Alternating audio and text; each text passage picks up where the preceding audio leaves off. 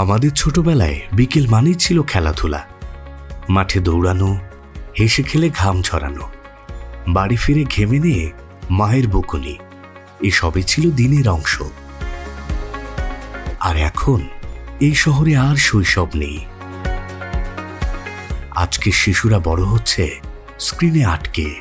তাদের জীবনে নেই খেলার মাঠ, নেই প্রকৃতির ছোঁয়া।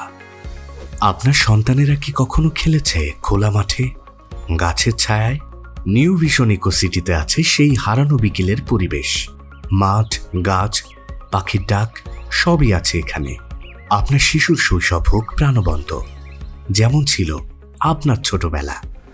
নিউ ভিশন ইকো সিটি, হয়তো এখানেই আপনার আমার সন্তানের শৈশবটা নতুন করে শুরু হবে, আপনার মতো করেই, হাসি মুখে, খোলা মাঠে।